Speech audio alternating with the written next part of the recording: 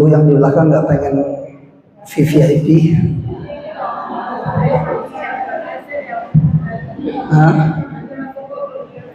Iya, di YouTube ada insyaallah di upload ke YouTube.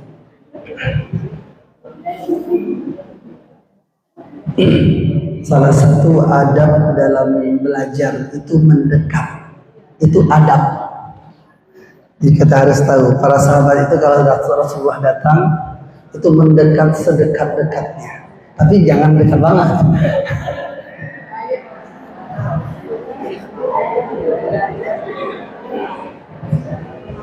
Ya, bagian yang di tengah boleh diisi biar jangan kosong sebagian. Biar rezekinya jangan kosong-kosong.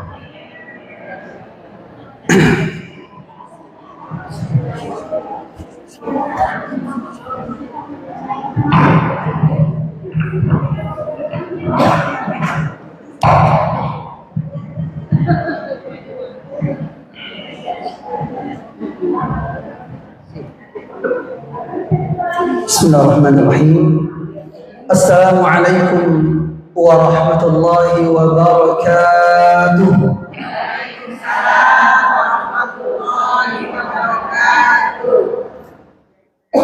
Jawab sekali lagi dengan jawaban wa'alaikumussalam.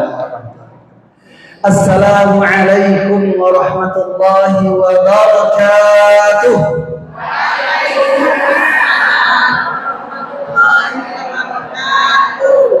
Innal hamdalillah nahmaduhu wa nasta'inuhu wa nashkuruhu wa nastaghfiruhu wa natubu ilayhi wa natawakkalu alayhi wa nu'minu bihi wa nastahdihi wa na'udzu bihi min shururi anfusina wa sayyiati a'malina man yahdihillahu fala mudilla lahu ومن يضلل فلا هادي له أشهد أن لا إله إلا الله وحده لا شريك له وأشهد أن محمدا عبده ورسوله لا نبي بعده اللهم صل وسلم وبارك على نبينا ورسولنا وحبيبنا المصطفى محمد صلى الله عليه وسلم وعلى آله وأزواجه وذرياته وأصحابه أجمعين والتابعين ومن تبعهم بإحسان إلى يوم الدين أما بعد أوصي نفسي وإياكن بتقوى الله فقد فاز المتقون وقد أفلح المؤمنون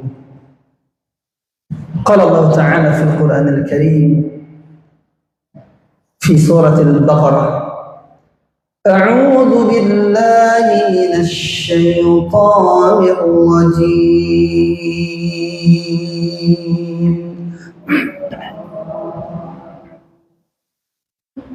بسم الله الرحمن الرحيم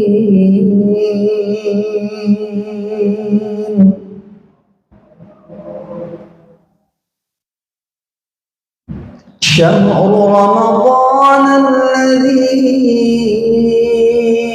أنزل فيه القرآن هدى للناس وبينات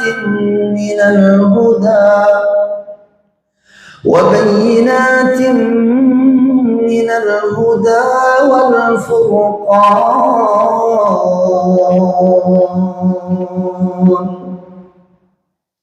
فمن شهد منكم الشهر فليصم ومن كان مريضا أو على سفر فعدة من أيام أخر يريد الله بكم اليسر ولا يريد بكم العسر ولتكملوا العدة ولتكبروا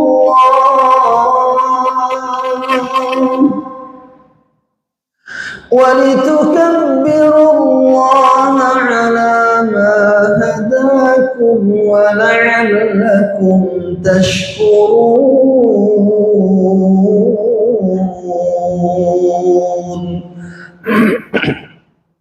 صدق الله العظيم. اللهم ارحمنا bil Qur'anil Karim. Allah berfirman pada surah Al-Baqarah, ada yang tahu ayat berapa ini? 185. Syahrul Ramadan, bulan Ramadan. Ya, ini bulannya. Kita sudah berada di dalamnya.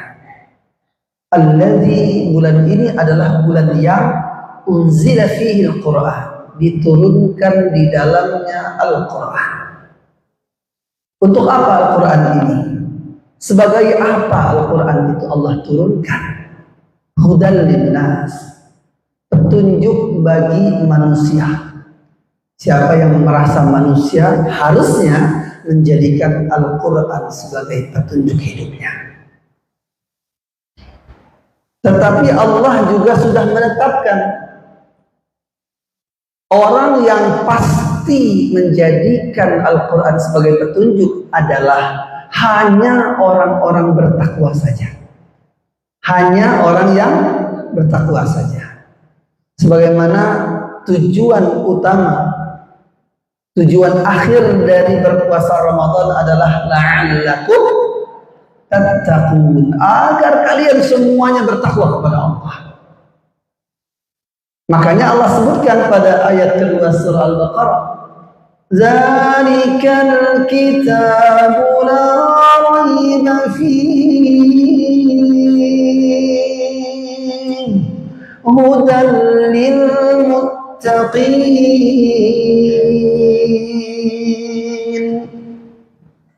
Kitab Al-Quran ini la raiba fihi, tidak boleh ada yang diragukan di dalamnya, karena memang tidak ada keraguan di dalamnya. Allah yang bilang tidak ada keraguan di dalamnya, berarti nggak ada yang boleh kita ragukan satu ayat pun, nggak usah komplain.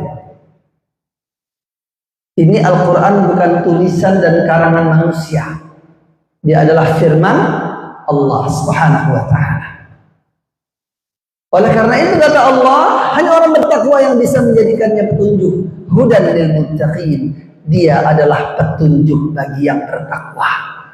Artinya setiap orang yang pengen takwa, jadikanlah Al-Quran petunjuk hidupnya, pasti bertakwa. Puasa tujuannya apa? Bertakwa. Berarti nggak bisa puasa tanpa Al-Quran. Nggak bisa dilepas atau dipisah antara puasa dan Quran. Puasa ya puasa tapi nggak ngaji-ngaji, nggak baca Quran, nggak khatam Quran, nggak mendengar Quran, nggak belajar Quran. Seperti orang yang mungkin istilahnya bertepuk sebelah tangan. Ada bunyinya nggak? Nggak ada. Kalau ada yang bisa bertepuk sebelah tangan bunyi, wah keren. Ada di sini? Nggak ada. Beda dengan gini, bukan bertepuk, tepuk, gini tepuk. Nah, kita aja punya tangan kanan sama kiri. Kalau adanya cuma satu aja, kanan misalnya, kiri nggak ada, masih kekurangan nggak? Repot nggak? Repot. Nah, mesti ada kerjasama nih antara kanan dengan kiri. Makanya antara hidup kita dengan Al-Quran, antara ibadah yang kita lakukan dengan Al-Quran, ini nggak bisa dipisah. Quran itu istilahnya bahkan lebih daripada Google Maps. Kan kita kalau sekarang zamannya itu ya, kemana-mana pakai apa? Google Maps. Kalau kita nggak hafal jalannya, walaupun kadang-kadang Google Maps nakal juga. Iya, saya sendiri mengalami soalnya. Saya pengen keluar pada waktu itu, pengen masuk ke tol Tambun, Bekasi. Karena saya nggak tahu jalurnya lewat mana, saya tulis saja di Google Maps, saya pakai suara voice note gitu, pakai voice gitu ya. Kemudian saya sebut pintu tol atau gerbang tol Tambun. Saya heran, rasanya nggak kayak gini jalannya. Ya Allah, lewat jalan kecil-kecil. Kok jalannya kecil? Awalnya husnuzon, berbaik sangka dulu sama si Google Map. Kenapa? ya kita anggap wah dia lebih tahu dari kita. Udah ikutin aja. Kenapa masuk ke arah sawah? Terus saya masuk, kok sebentar lagi nyampe? Oh mungkin di sini ada jalan pintas. Masuk saya kemudian saya lihat ini sudah pada titiknya sebentar lagi. Itu pas di tengah sawah. Kanan sawah, kiri sawah. Astagfirullah, Anda sudah sampai. La ilaha illallah. Ini maksudnya apa? Saya bilang gitu ya. Nah, saya perhatikan mana gerbang tolnya.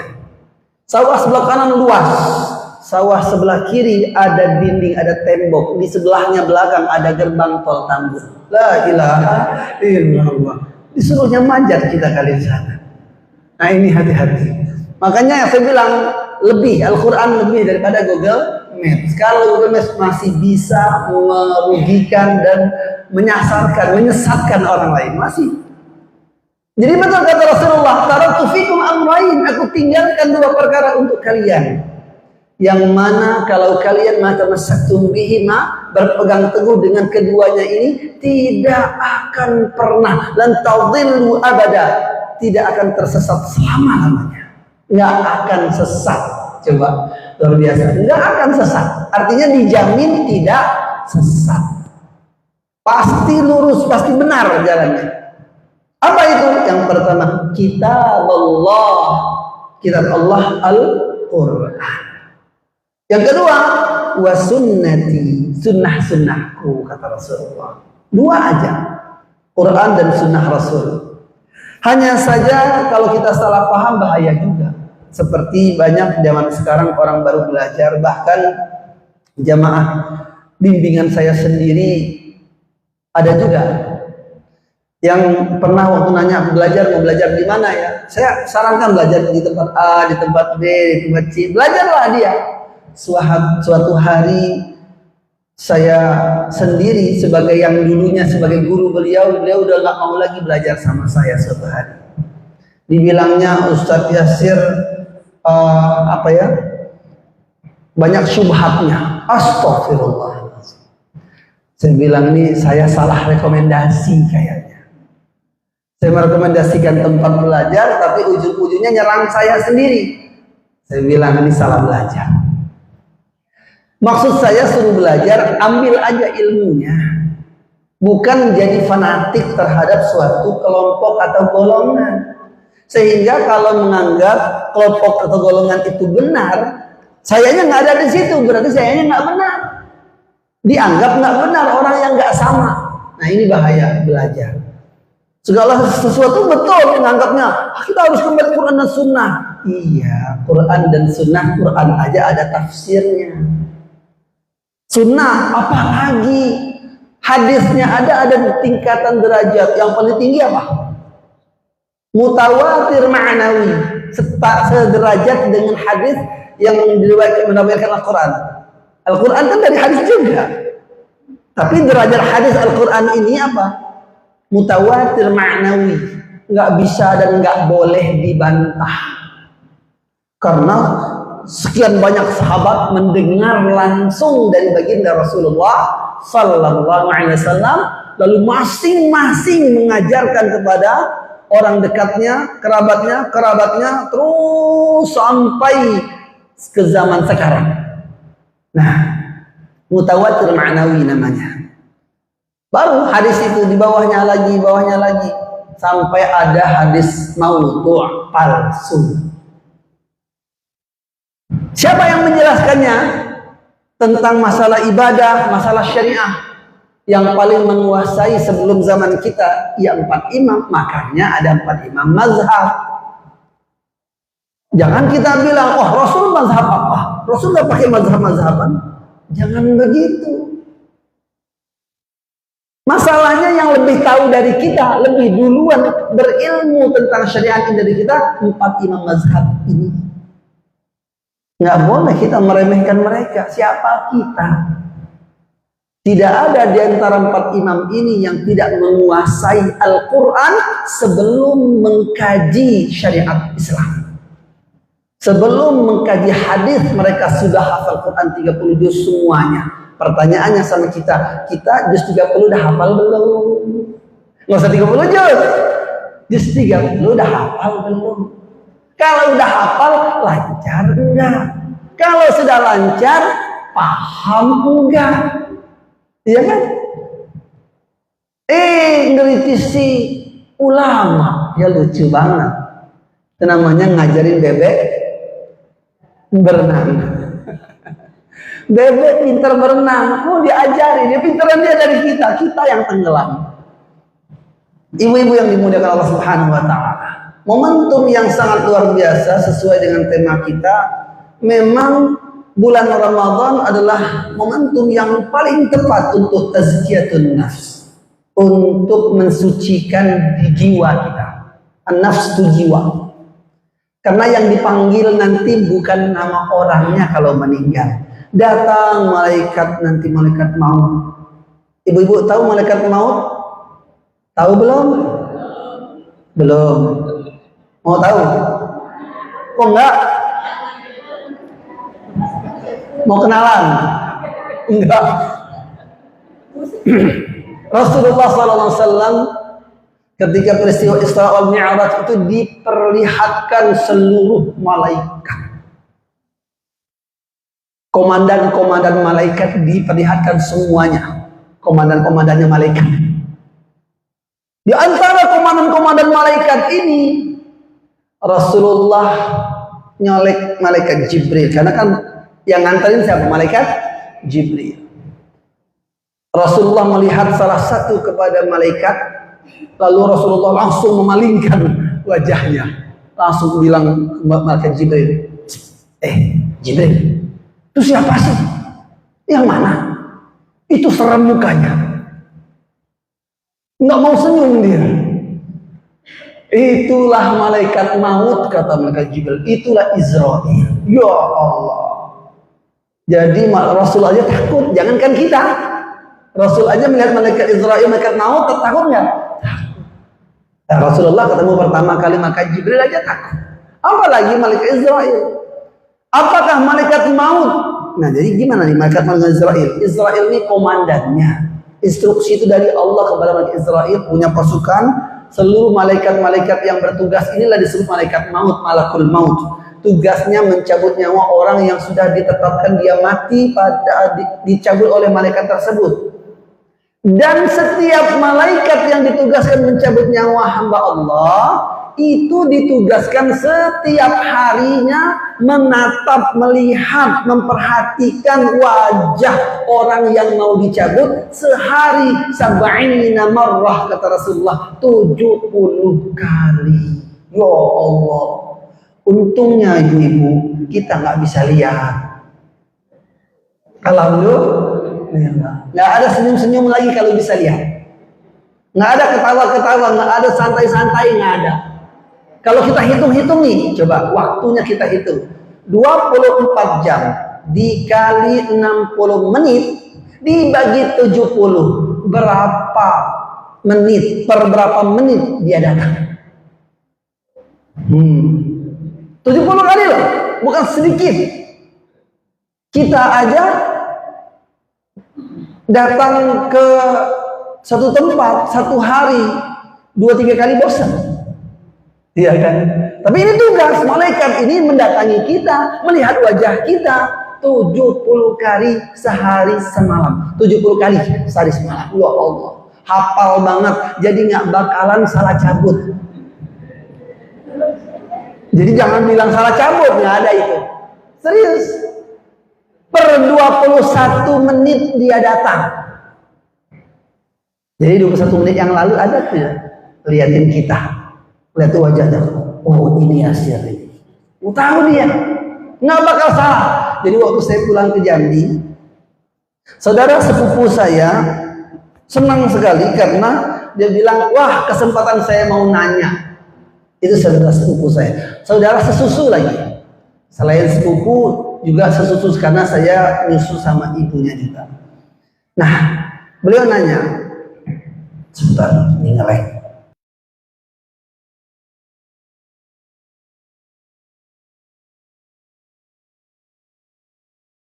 Mau nanya,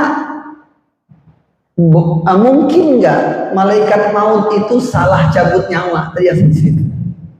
Pertanyaannya aneh gitu. Ya saya bilang nggak mungkin. Tapi dia jawab sendiri, mungkin.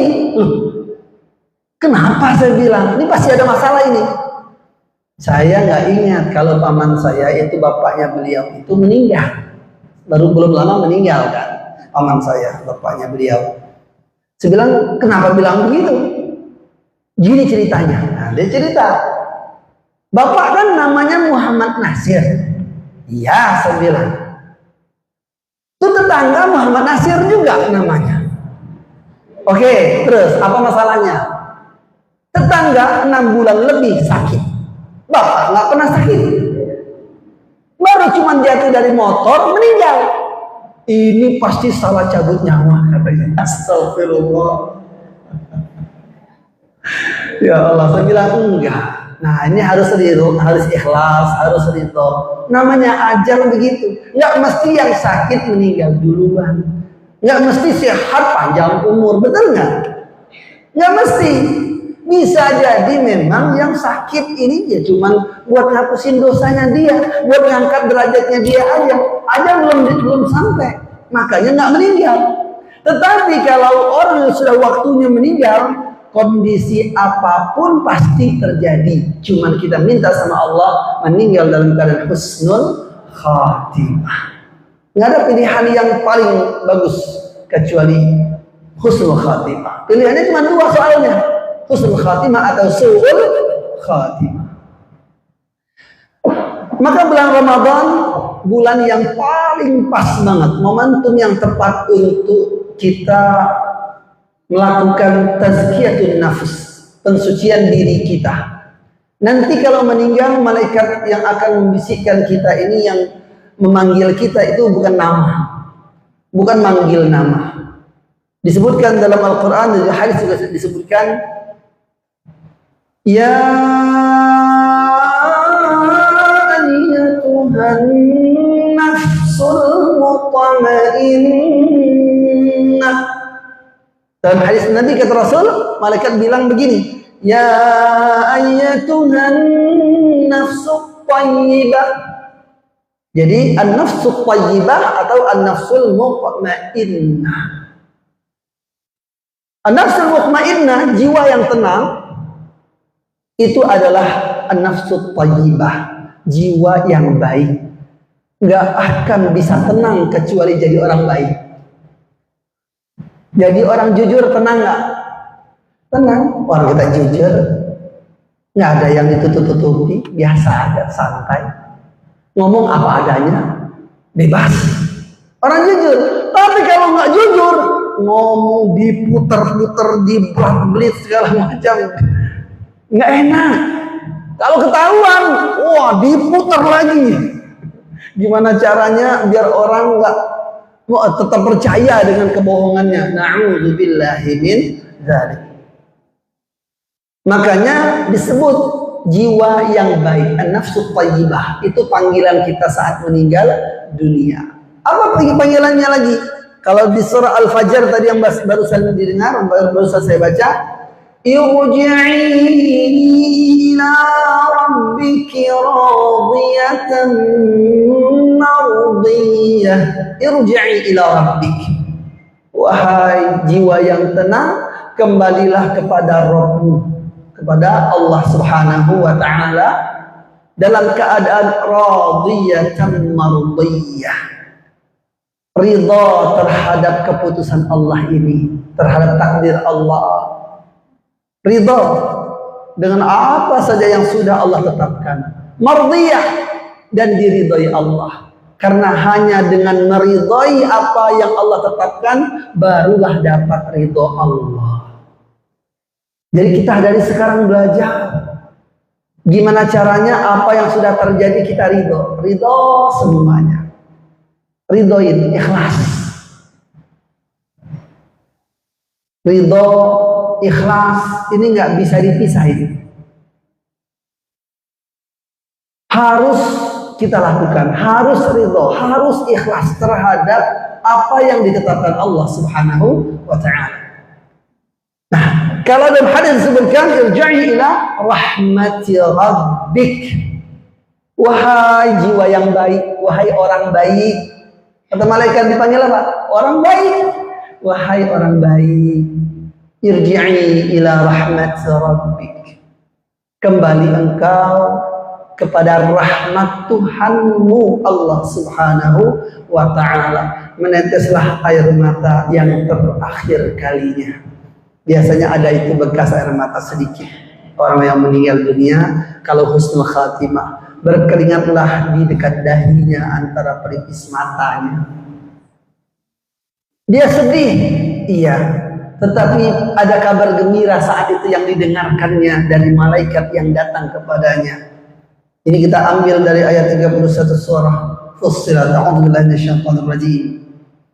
Innal ladzina qalu rabbuna Allah tsumma istaqamu tatanazzalu 'alaihimul malaikatu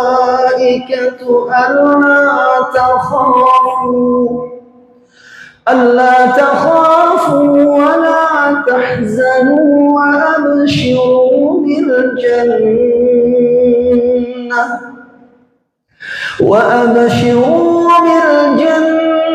التي كنتم توعدون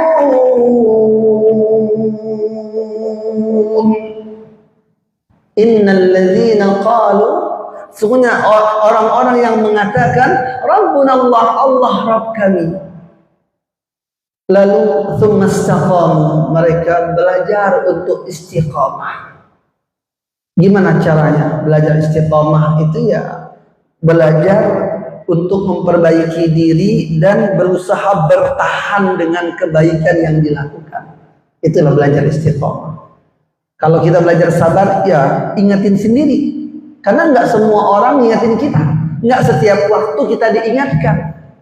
Sabar, sabar. Ya itu ada kalanya orang ingatin. Tapi kalau nggak ada orang, masa kita harus sabar kalau diingatkan? Enggak. Diri kita sendiri yang ingatin. Sabar, kamu sabar ya, kamu sabar, kamu sabar. Di hati kita sendiri, untuk kita sendiri. Kamu ikhlas, kamu ridho. Pasti Allah itu maha baik, Allah tahu, Allah maha membalas. Pasti dibalas semua kebaikanmu. Udah ikhlasin aja, ngapain mau balas-balas? Ada Allah yang maha membalas. Kalau diikhlasin, diridhoin, bukan berarti orang gak dapat balasan dari perbuatannya. Tetap dapat.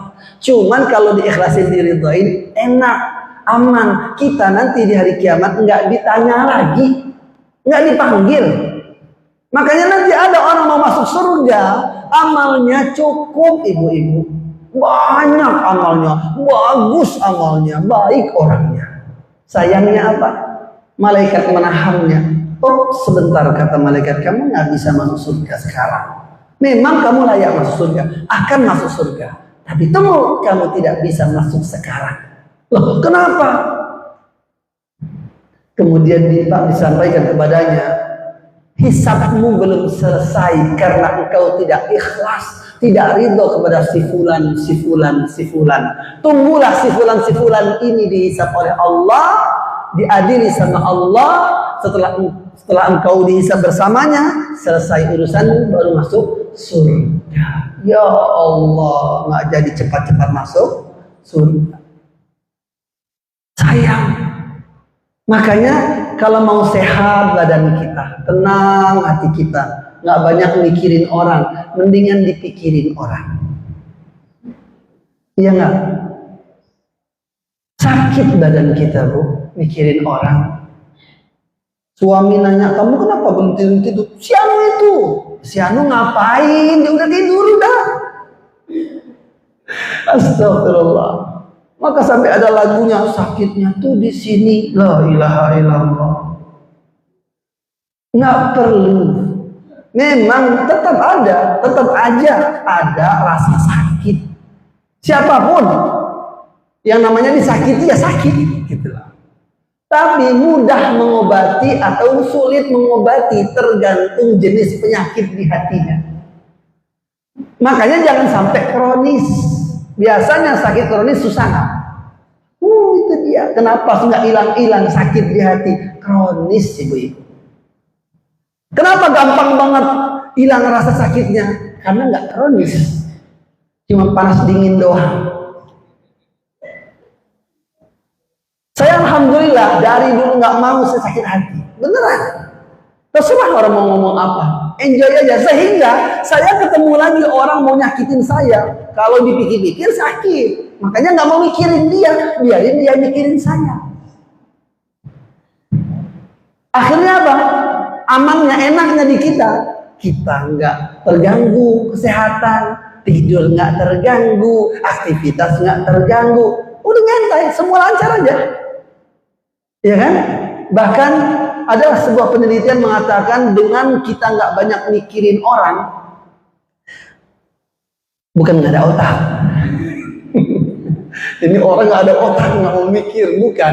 Yang perlu dipikirkan ada, tapi masalah dengan orang nggak dipikirkan itu membuat awet muda. Silakan ibu-ibu nanti di rumah berkaca. Muda nggak? Kalau nggak awet muda berarti banyak mikirin orang. Ingat-ingat tanggal lahirnya, kira-kira umur berapa, wajahnya umur berapa, kan gitu. Boros nggak? Itu pengaruh. Ada di zaman Nabi, dan zaman para sahabat Nabi sudah ada Rasulullah pada waktu itu. Sahabat Nabi ini anaknya datang. Katakanlah anak pertama sama anak kedua, yang masing-masing sudah berkeluarga. Tapi anak yang katakanlah anak yang kedua ini tampil wajahnya lebih seperti tua, sangat tua. Sedangkan anak pertamanya sangat muda. Tahu nggak apa komentar orang tuanya? Dipanggilnya anak yang wajahnya tua tadi. Ibu-ibu jangan tersinggung. Kenapa? Karena ini berkenaan dengan wanita. Kata bapaknya, nak kamu sini. Wajahmu terlihat sangat tua, lebih tua dari umurmu. Kamu pasti, seakan-akan sudah tahu ya. Nggak nanya lagi, kamu pasti bermasalah sama istri kamu. Kamu suka ditekan-tekan sama istri kamu. Kamu diancam atau dikasarin atau gimana sama itu. Ngaku dia. Iya. Dia mikirin istrinya tiap hari. Kenapa? Karena ada masalah dengan istri. Istrinya nggak salihah. Sedangkan yang awet muda tadi, kenapa wajahnya muda? Wajahnya ceria. Masya Allah. Bapaknya langsung bilang, kamu pasti sudah terpenuhi semua kebutuhan kamu dengan istrimu. Oh betul Pak, betul sekali. Masya Allah. Nah ibu-ibu kalau pengen suaminya awet muda juga, ibu-ibu awet muda juga, gampang sebenarnya. Taatlah, salihah, penuhi kebutuhan suami, suaminya pun awet muda. Kalau suami awet muda, suaminya sehat, segar, kan kerjanya mantap, rezekinya juga mantap. Insya Allah. Kalau sering cekcok, sering berantem, rezekinya seret. Ini bukan ngedoain, itu fakta. Rata-rata kalau nggak akur suami istri, rezekinya macet. Carilah kalau nggak percaya. Ada nggak orang lancar banget rezekinya dengan dia berantem suami istri? Enggak. Kalaupun kurang akur, setidaknya tidak ada bentrok atau berantemnya, saling menjaga aja, udah minimal banget seperti itu. Tapi nggak boleh lebih daripada, bahkan jangan 3 hari, sehari aja nggak boleh. Karena istri sebelum tidur wajib sudah dapat ridho suami. Jadi ibu-ibu kalau mau tenang hidupnya, bukan cuma dunia sampai akhirat, wajib dapat ridho suami sebelum tidur. Udah ngalah aja. Gimana caranya? Mau bener ibu, bener suami, siapa yang salah? Udah, ikutin kata Rasulullah. Ambil tangan suami, tatap dengan lembut, suaranya lembut, cium tangan, bilang, wahai suamiku, aku tidak bisa tidur kecuali engkau sudah ridho kepadaku. Ya, Masya Allah. Bisa nggak? Nah kan? Tuh kan? Saya kasih tahu nih rahasianya. Ya Allah ya Rabb. Ibu percaya nggak sama Rasulullah? Percaya. Kalau Rasul mengatakan paling banyak ahli neraka itu wanita, percaya nggak? Percaya kan? Iya. Tinggal lagi, takut nggak masuk neraka? Takut. Oke. Pengen nggak masuk surga Firdaus bersama suami? Nggak usah tanggung-tanggung jawabnya. Kan? Nggak usah pakai syarat. Nggak usah bilang pengen tapi dengan suami yang baru. Nggak usah.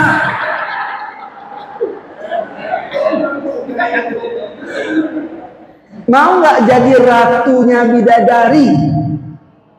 Mau? Ini bukan cuma jadi bidadari, ratu bidadari. Insya Allah. Itu bidadari aja kata Rasul. Saking cantiknya bidadari. Jika diturunkan ke dunia, ini bukan ratunya ya. Karena ratu jauh lebih cantik lagi daripada bidadarinya. Nah juga ratu yang milihin Allah. Kalau pilihan manusia enggak. Nah, bidadari itu diperlihatkan ke dunia. Jika kata Rasul, laki-laki selintas aja melihat turun tuh bidadari dari surga. Dengan indahnya pakaian surga, dengan kecantikannya, cuman selintas. Sekendipan aja ngelihat. Maka laki-laki itu impoten 70 tahun. Ya Allah. Nggak nafsu lagi lihat istrinya, lihat semua perempuan, lihat kenikmatan dunia, udah nggak pengen. Kenapa? Dia sudah tidak sabaran pengen ketemu bidadari. Dan untuk melupakan cantiknya bidadari butuh waktu 70 aman, 70 tahun lamanya. Jadi ini udah 70 tahun baru move on. Ya Allah. Itu bidadari di dunia. Saya rasanya ngelihat orang teringat 3 hari aja nggak ada. Rasanya nggak pernah gitu ya. Sampai 3 hari teringat terus, nggak pernah. Kalau istri wajar, itu sudah jadi istri. Waktu belum jadi istri, nggak juga, biasa aja. Kenalan, ketemu tadi misalnya, udah ingatnya sampai di jalan aja, besok udah lupa. Pas teringat lagi baru dihubungin, kan gitu ya. Ini enggak, Bu.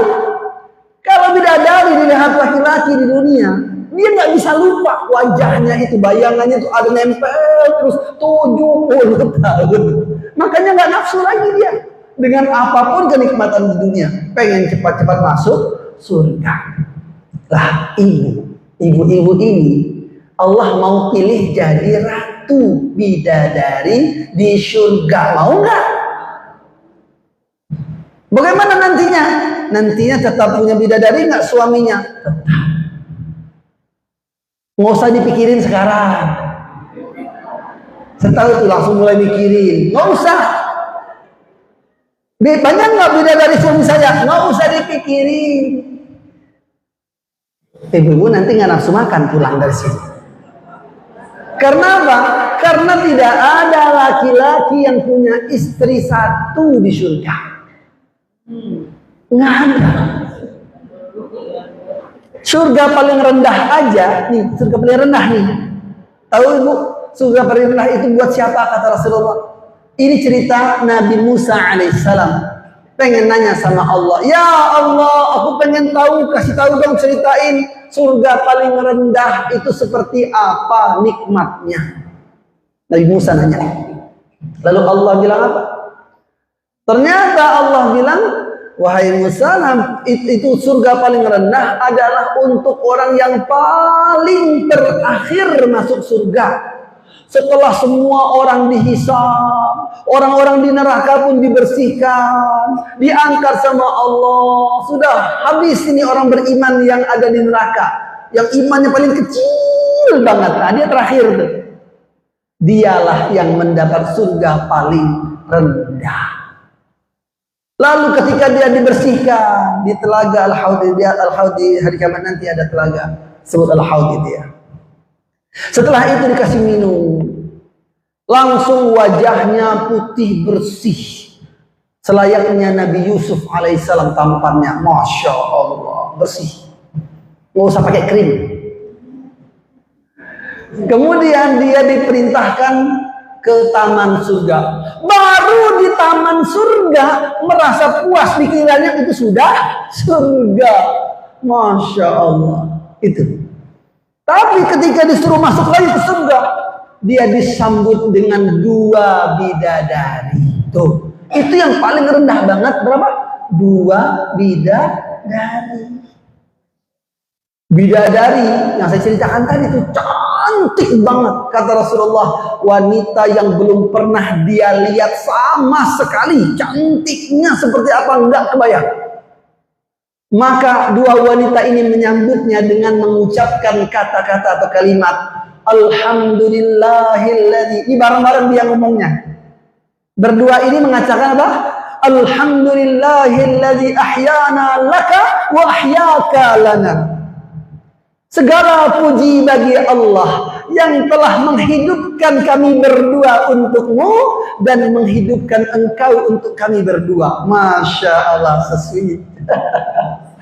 Luar biasa ya? Itu. Wah, langsung kesemsem luar biasa. Ini kelepak-kelepak nih laki-laki. Karena cantik banget. 2 lagi bidadari, gak 1. 2 bidadari. Maka dia bilang apa? Ma u'tiya ahadun mithla ma u'titu qat.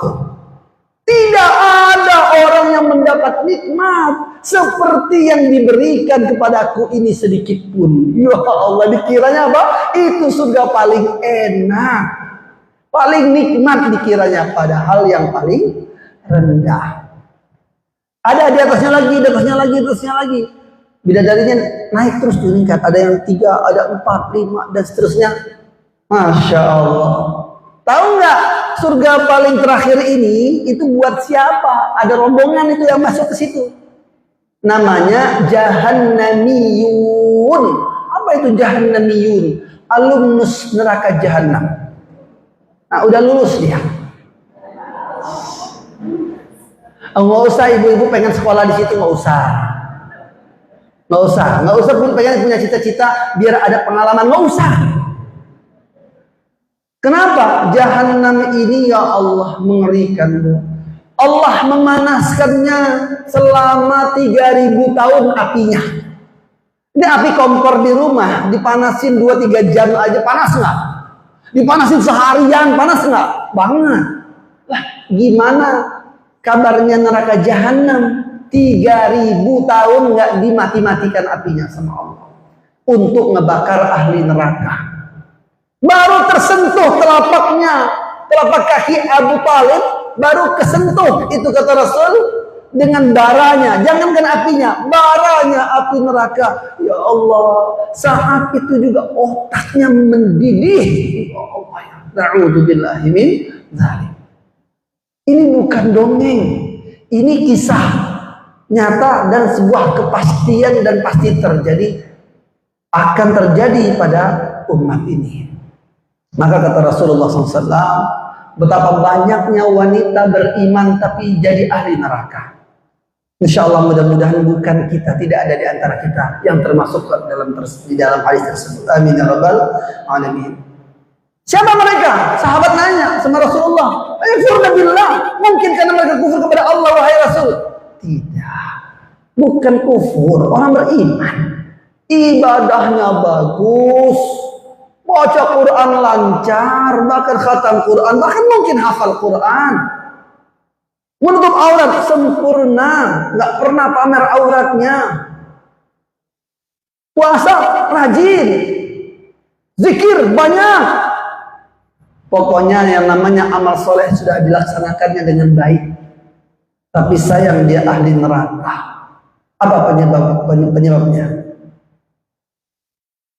Penyebabnya kata Rasulullah SAW, mereka telah tidak menghargai, tidak menghormati suami mereka. Ya Allah, cuman nggak menghormati, nggak membentak, nggak menghormati, nggak menjaga kehormatan suami, bikin suami malu. Ibu-ibu kalau berantem dengan suami depan orang, itu malu nggak suami sebenarnya? Banget. Maka jangan berantem depan umum. Apalagi sampai divideoin orang. Diviralin, ya Allah, zaman sekarang loh. Sedikit-dikit diviralin, hati-hati.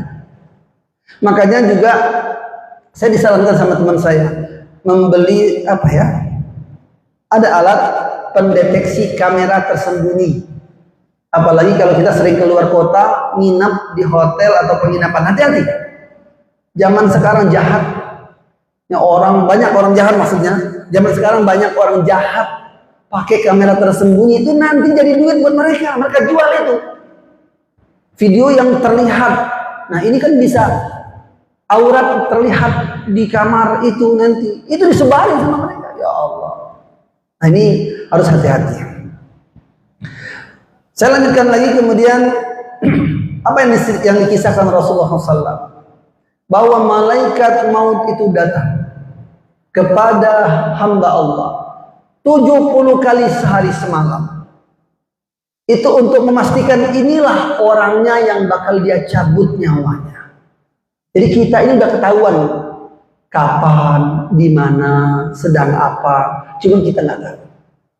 Disitulah kita mesti, karena nggak tahu, mesti berdoa. Sebab la yaruddul qada illa du'a. Tidaklah ketetapan Allah ditolak atau berubah kecuali dengan doa. Berdoalah sama Allah, minta terus. Seperti apa maunya, meninggal dalam keadaan apa, minta. Boleh nggak minta kepada Allah, ya Allah matikan aku dalam keadaan sujud dalam salat? Boleh.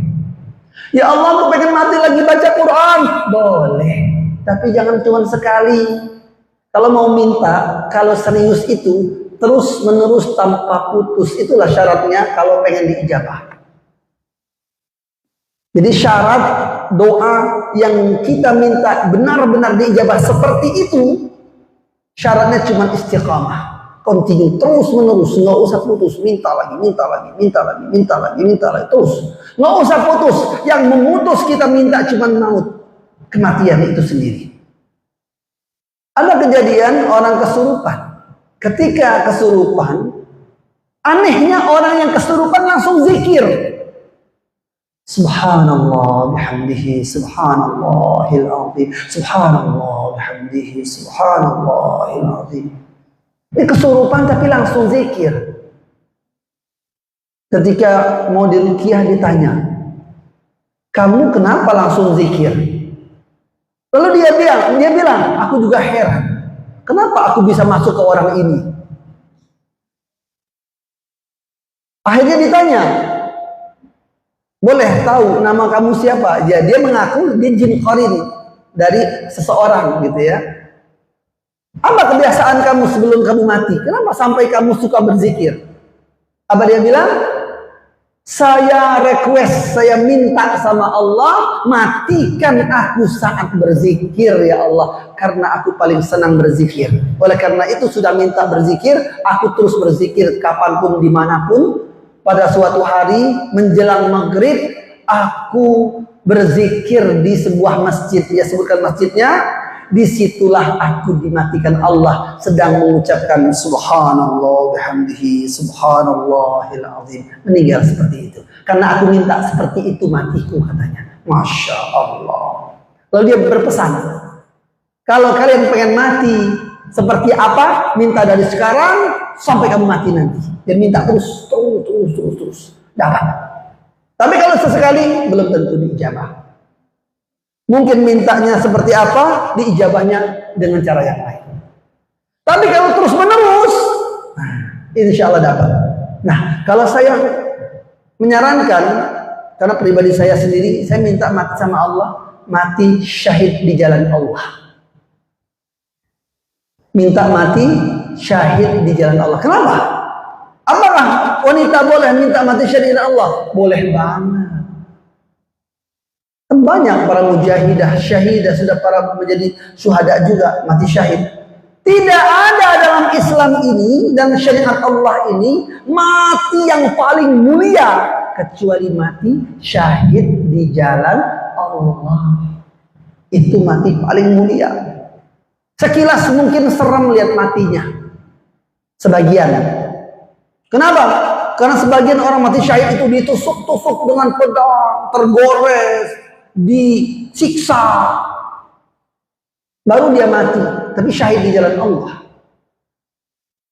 Sesungguhnya orang mati syahid di jalan Allah itu diceritakan dalam hadis yang sahih bahwa rasa sakit yang dirasakannya sebelum dia wafat itu ternyata belum ada apa-apanya dibanding nikmat yang didapatnya saat sakaratul maut, yang mana matanya langsung diperlihatkan di hadapan wajahnya surga Firdaus yang bakal dia dapatkan nanti di hari kiamat. Masya Allah.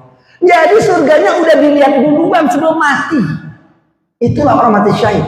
Kenapa orang mati syahid itu bukan cuma sekedar tersenyum, bahkan seperti orang tertawa lebar. Saking bahagianya. Gimana dengan rasa sakit? Udah nggak kepikiran, nggak ada rasa. Sehingga kata Rasulullah, sesakit apapun sebelumnya, itu tinggal rasanya seperti dicubit atau seperti digigit semut saja. Justru yang matinya nggak mati syahid lah yang lebih sakit, walaupun nggak ada luka-luka.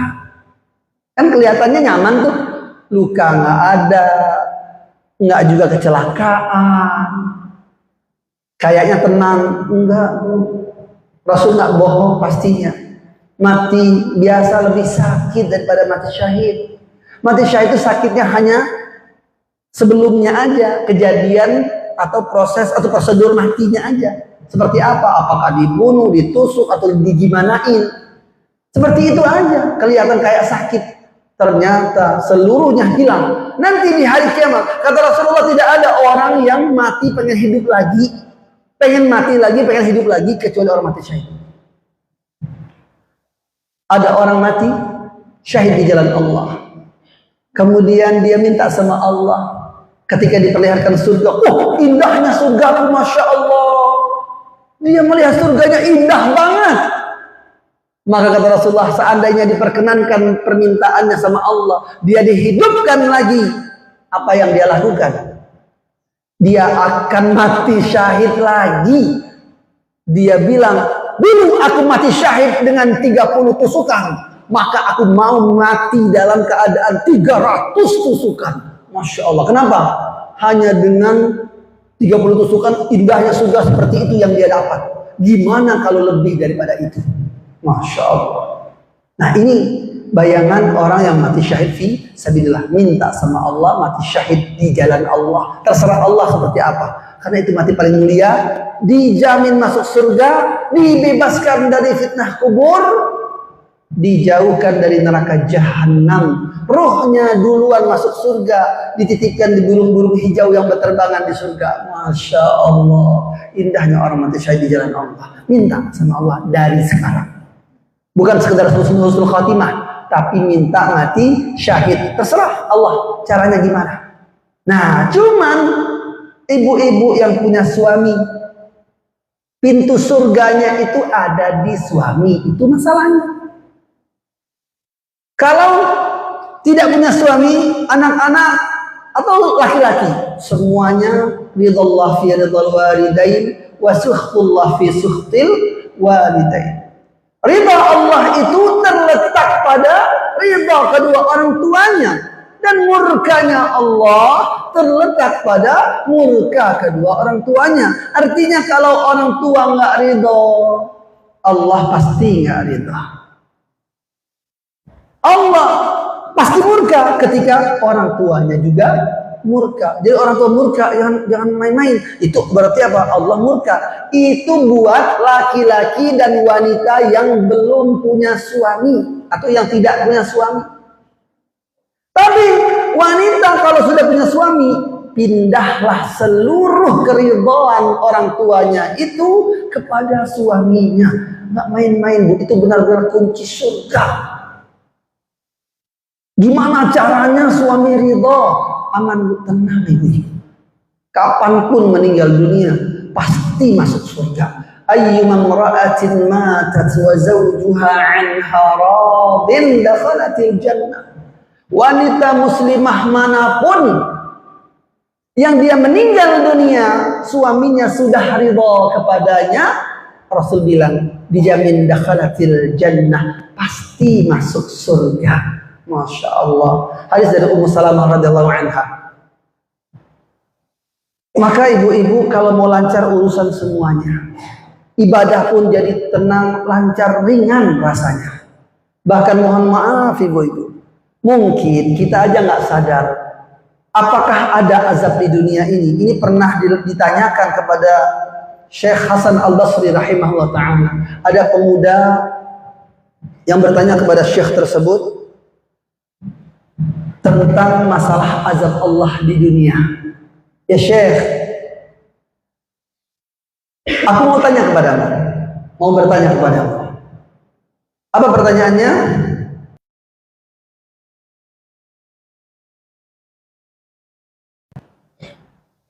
Katanya ada azab di dunia ini buat orang yang bermaksiat, buat orang yang berbuat dosa, buat orang yang lalai. Tapi aku nggak merasakannya. Hidupku tenang-tenang saja. Dia banyak maksiat, banyak dosa dia lakukan. Dia bilang dia nggak diazab Allah di dunia ini. Lalu Syekh Hasan Al-Basri rahimahullah ta'ala balik bertanya kepada orang ini, wahai anak muda, aku juga mau tanya kepadamu, apakah engkau mampu menjaga salatmu tepat waktu berjamaah? Kalau dia laki-laki harusnya berjamaah, tepat waktu berjamaah. Tidak ya Syekh. Oke. Apakah engkau mampu membaca Al-Quran setidaknya 1 juz satu hari? Tidak ya Syekh. Apakah engkau mampu berpuasa Senin Kemis misalnya atau puasa sunnah lainnya? Tidak ya Syekh. Apakah engkau mampu menjaga zikir pagi, zikir petang, atau menjaga silaturahimmu kepada keluargamu? Tidak ya Syekh. Maka sesungguhnya itulah azab Allah di dunia untukmu. Azab itu tidak harus berbentuk sesuatu yang menyakitkan kelihatan oleh manusia. Tidak. Kata Syekh Hasan Al-Basri rahimahullah ta'ala, azab itu bisa berbentuk Allah menghalangi hambanya dari amal saleh, sehingga dengan itu dia tidak punya alasan untuk menolak azab Allah di hari kiamat nanti. Ketika dia dimasukkan ke neraka jahanam, lebih jelas alasannya kenapa dia dimasukkan ke neraka jahanam. Kamu kan nggak sholat tepat waktu, kamu kan nggak rajin puasa, kamu kan nggak pernah baca Quran, kamu kan nggak silaturahim, dan seterusnya. Na'udzubillahi min dzalik. Jadi dibiarkan oleh Allah orang itu putus silaturahimnya, orang itu tidak dikasih waktu, dibiarin sama Allah sibuk dengan sesuatu yang tidak bermanfaat sehingga nggak sempat baca Quran. Orang itu dibikin sibuk dengan dunia sampai meninggalkan kewajiban, bahkan lalai walaupun dia laksanakan. Itulah cara Allah mengazabnya. Jadi itu azab. Nah, kalau kita sekarang merasa, ya Allah, aku merasa susah sekali rasanya mau baca Quran, susah bangun malam nggak bisa. Yuk kita istighfar. Itu tanda apa? Takutnya itu azab dari Allah. Allah nggak ngizinin kita nggak diperkenankan mengamalkan amalan itu, sebab kalau kita ngamalin itu kita dapat kemuliaan soalnya. Nah, dengan kita tidak bisa mengamalkannya, mau gimana kita? Itu nanti jadi alasan Allah mengazab kita. Ya Allah, na'udzubillahi min dzalik. Termasuk para wanita yang diciptakan Rasul tadi. Hanya dengan satu perbuatan, dia tidak menghormati suaminya sempat sakit hati, merasa tidak dihormati, maka dia dimasukkan neraka. Tidak ada satu amal pun yang dilaksanakan, yang dilakukannya diterima Allah, ditolak semuanya amalnya. Itu yang dimaksud kunci surga ibu-ibu. Jadi mau nggak mau, gimana pun juga ibu-ibu, ya kalau pengen masuk surga, saya cuma ngasih tahu, ngingetin aja. Belajar dari sekarang. Ini bukan mengenakin laki-laki, enggak. Laki-laki tetap saja nanti di hari kiamat, kata Rasulullah SAW, yang ditanya tentang ibu-ibu duluan tuh suami. Ibu-ibu tidak akan ditanya tentang suami. Makanya ibu-ibu sekarang nggak usah ngabisin energi, ngabisin waktu untuk ngepo-ngepoin suami. Beneran nggak ada gunanya. Cuma bikin suami nggak ridho. Suami nggak ridho, ibu mati. Na'udzubillah su'ul khatimah. Na'udzubillahi min dzalik. Ridho suami, ridhonya Allah. Sebagaimana sebelum menikah, ridhonya orang tua adalah ridho Allah. Ibu-ibu mengerjakan tugas rumah, niatkan ibadah, ibu-ibu. Kalau nggak niatkan ibadah, ngikutin kata-kata orang di TikTok, ngikutin kata-kata orang di Instagram, di Facebook, apa kata mereka? Jangan mau jadi babu. Astaghfirullahaladzim. Itu ibadah. Nyuci pakaian, nyuci piring, bersihin rumah, itu ibadah bukan? Ibadah. Ibu-ibu ikhlas dapat pahala, yang nggak ngerjain nggak dapat. Capek, iyalah. Semua amalan, perbuatan, semuanya capek. Kerja capek. Cuma bedanya kalau kerja di perusahaan capek-capek dapat duit. Tapi kan ibu-ibu dikasih duit juga sama suaminya nggak? Ada sih yang nggak dikasih, ada. Ya mungkin belum gajian aja atau belum dapat rezeki suaminya. Ya harap malu. Jadilah istri yang bersyukur. Kan pengen selamat, pengen jadi ratu bidadari, ya kan? Hidup sebentar, Bu. Sebentar. Nggak ada yang tahu, ini hari terakhir bukan? Seandainya hari ini hari terakhir kita di dunia, ibu-ibu kira-kira nyesal nggak? Seandainya belum sempat maksimal berbuat baik kepada suami, ternyata itu memang kunci surga dari Allah. Keburukan suami sebagai penghapus dosa ibu-ibu. Kebaikan suami pengangkat derajat. Adil nggak Allah? Tapi banyak buruknya Ustaz. Mau usah ngasih tahu saya. Berarti banyak dosa dihapus. Enak nggak? Enak nggak? Tapi ini ada yang suaminya banyak baiknya Ustaz. Ya berarti banyak derajat diangkat. Ya enak nggak? Nggak ada ruginya sama sekali. Dengan syarat ikhlas. Berasa sampaikan ada 4 syaratnya itu. Ya kan? Yakin Allah, sabar, ikhlas, ridho. Masih hafal? Yakin Allah, sabar, ikhlas, ridho. Coba yakin Allah, sabar, ikhlas, ridho. Yakin Allah, sabar, ikhlas, ridho. Disingkat Yasir. Ya kan yakin Allah ya, sabar S, Yas I, ikhlas R, ridho Yasir. Jadi nggak boleh lupa sama jangan nanti malah suaminya. Masya Allah. Nah, sebaik-baik pengingat alarm buat kita itu al-maut, kematian. Itulah kata Rasulullah, itu jugalah nasihat para ulama kita sebagai pewaris Nabi. Jadi kalau kita pengen berbuat baik, ingat aja sama kematian. Anggaplah ketika ibu-ibu ketemu suami, anggap itu hari terakhir. Nanti suaminya heran, kok kamu baik banget, biasanya kayak gini. Tapi kalau ibu-ibu istiqomah, dahsyat, luar biasa, hebat. Dan rezekinya juga hebat itu. Lihat kalau nggak percaya, buktikanlah kalau nggak percaya. Nah, bukan cuma buat ibu-ibu, suami juga gitu harusnya, gitu lah. Cuman sayangnya suami-suami para laki-laki ini kan banyak sibuk kerja, jarang yang ikut pengajian. Ibu-ibu yang rajin ikut pengajian, boleh disampaikan kepada suami, tapi jangan nyeramahin suami. Cara nyampeinnya jangan ceramah kayak ustadznya. Nyampeinnya yang baik, sambil pijit-pijit, nyambil diurut-urut suaminya, ya kan, sambil begitu, sambil buatin minuman.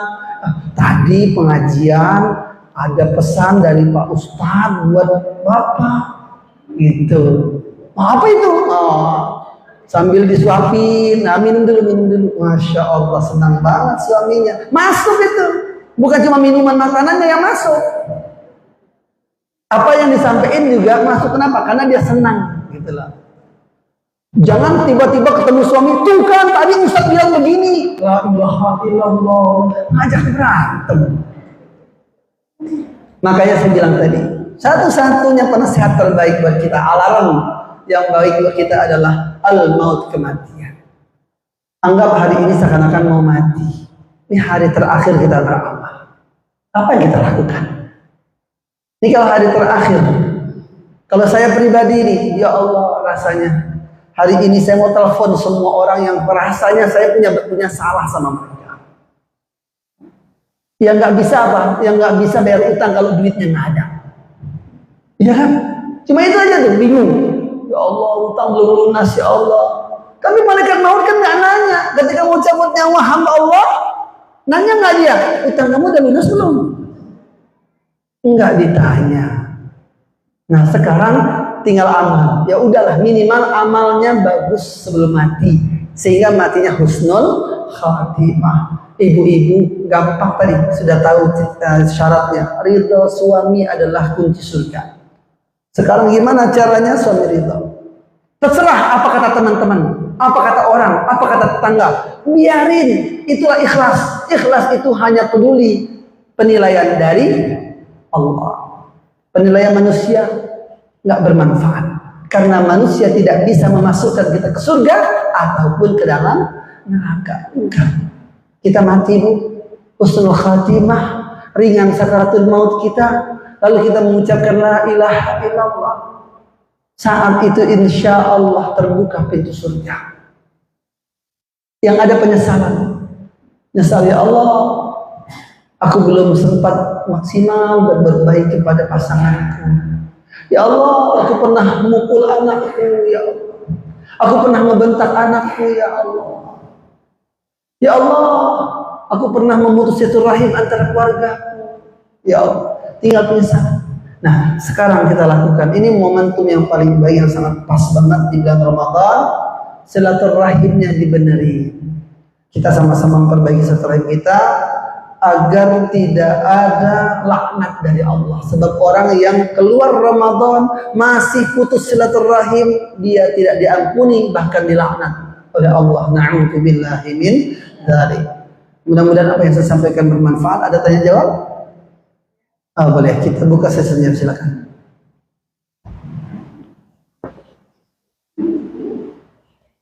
Silakan, ada yang mau nanya?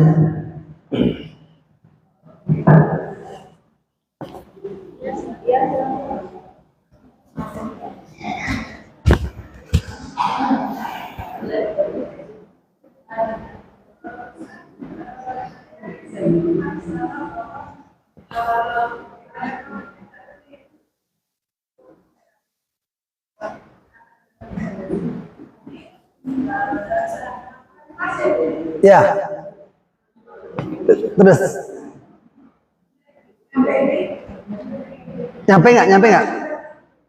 Agak maju dikit aja biar kedengaran.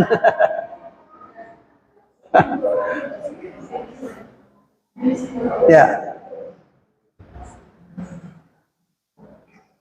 siap. Alhamdulillah. Tadi diperhatikan bahwa malaikat maut itu tidak akan tidur. Keliru. Mencabut Allah. Ya. Saya tanyakan di sini fenomena yang terjadi yaitu medis ada. Ya. Terus kajian dalam Islam seperti apa? Yaitu banyak yang kita temui orang yang istilah awal ya, itu ada mati suri. Ya. Nah, itu seperti apa kajian dalam Islam? Saya hanya penasaran aja. Soalnya ini kan saya ingatkan itu terjadi pada saudara saya sendiri. Ya. Terima kasih. Mati suri. Jangan-jangan ada yang pernah berdoa minta mati suri? Mati suri, artinya matinya ini sementara, matinya itu enggak mati beneran, hidup lagi. Artinya menurut medis sudah mati, diperiksa mati. Itulah lemahnya keilmuan manusia.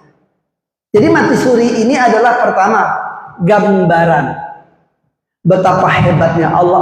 Allah itu mau memperlihatkan tanda-tanda kebesarannya Allah. Allah menghidupkan yang mati.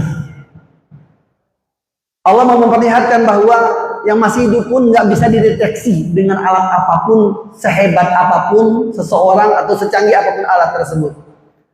Ketika diperiksa sama dokter, menurut manusia mati sudah jelas. Bahkan ada yang sudah dikubur. Lalu Allah bikin ada orang yang bermimpi bahwa orang ini masih hidup. Disuruh digali, hidup memang orangnya ada.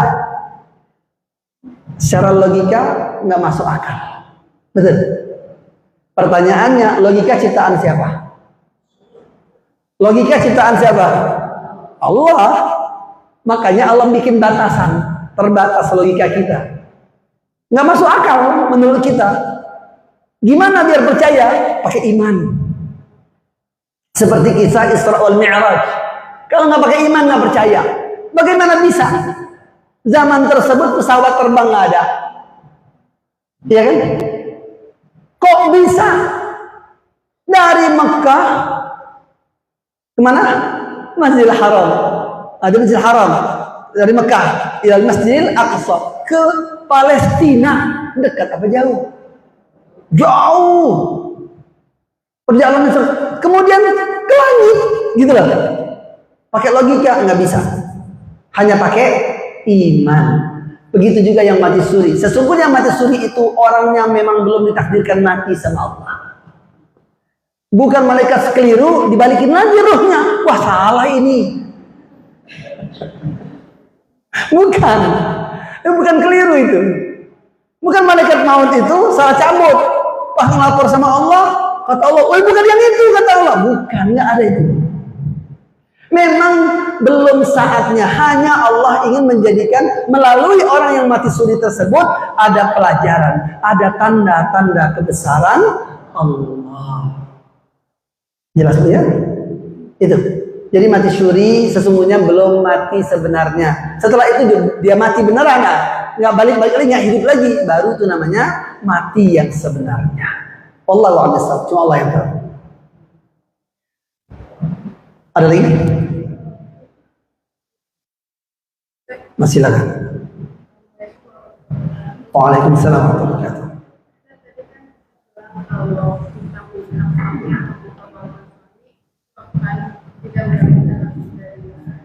Iya. Kalau suami yang sering melakukan kita itu apa yang kita lakukan supaya dia sadar? Baik. Sekalian, Bu, mau nanya apa tadi?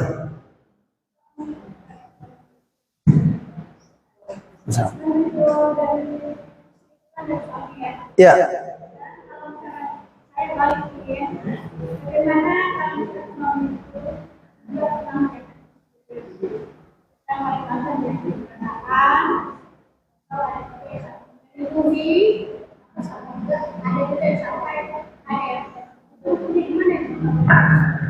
Baik.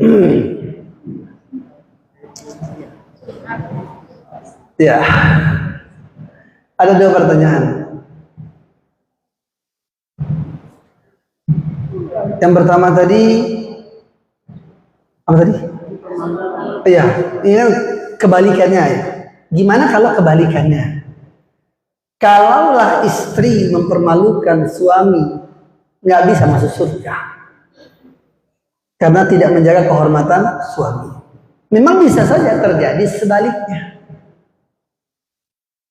Suami mempermalukan istrinya di depan umum, dipermalukan dengan cara apapun lah misalnya. Misal, pertama, selama istri tersebut menunaikan kewajibannya kepada suaminya tadi, walaupun dipermalukan, dia tetap menunaikan kewajiban. Itulah namanya ikhlas. Itu namanya sabar.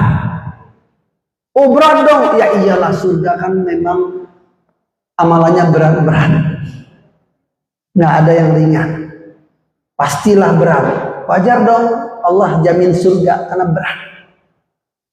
Kewajiban seorang istri tetap terlaksana dengan baik sekalipun nggak baik suaminya. Itu tugasnya istri. Apakah harus bikin sadar nih suami gimana caranya? Dibalas nggak boleh. Dosa. Iya kan? Suami dosa nggak? Udah jelas suami ya dosa.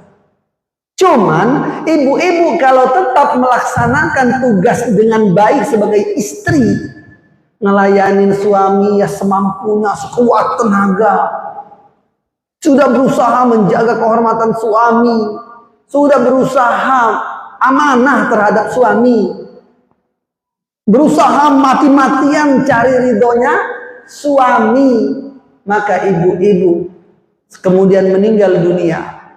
Pertama, saya yakin suami menyesal dengan keburukannya, dengan kejahatannya atau kezalimannya kepada istrinya. Pasti nyesal. Itu pertama. Artinya apa? Kalau nyesal berarti dia ridho sebenarnya kepada istrinya. Karena sudah melaksanakan kewajiban. Ibu-ibu kan sudah melaksanakan kewajiban berarti apa? Selesai. Urusannya itu. Itu kewajiban gitu loh. Melayani ya layanin terus. Berarti dijamin masuk surga. Suami belum dijamin, itulah lagi.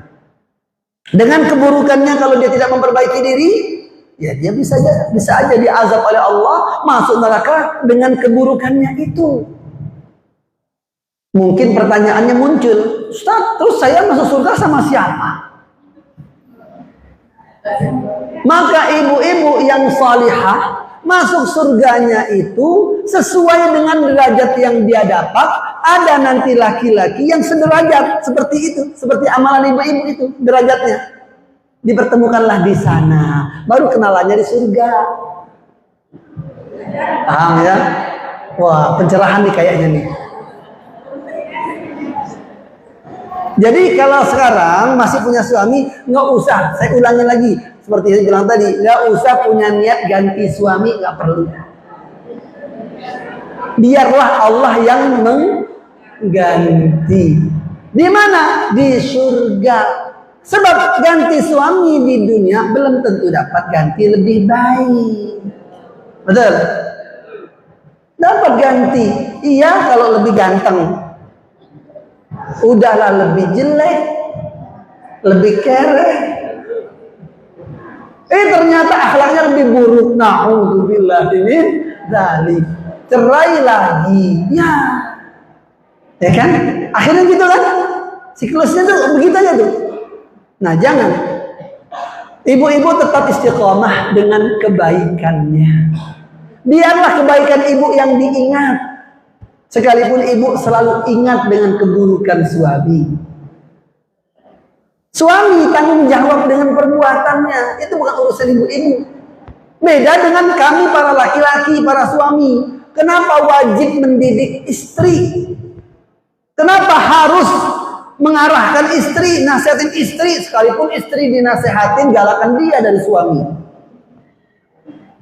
Banyak nggak yang begitu? Jangankan zaman sekarang. Umar bin Khattab radhiyallahu anhu. Umar siapa yang berani? Kalau di luar rumah, di luar rumah. Ada nggak sahabat yang berani sama Umar? Nggak ada yang berani. Jangankan orang, jin aja takut sama Umar. Jin takut bu sama Umar. Ini Umar lewat jalan sini, ada jin di sana, belok kata jin. Ada Umar mau lewat. Ya Allah, sampai segitunya takut sama Umar.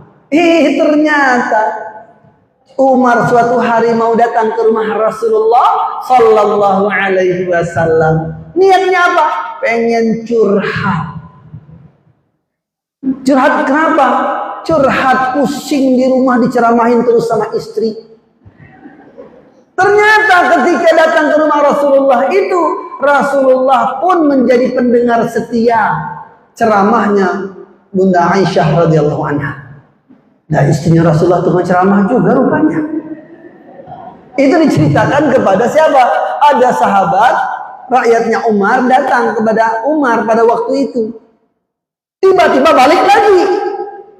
Jadi orang ini datang mendekat ke rumah Umar, niatnya mau curhat. Baru dekat rumah Umar, kabur. Umar mendengar ada suara sendal orang. Wah, hei, tunggu. Zaman itu sahabat kalau udah begitu sama Umar, udah nggak ada yang berani. Langsung terdiam di situ juga. Tunggu, kata Umar. Umar keluar dari rumah. Mau kemana kamu?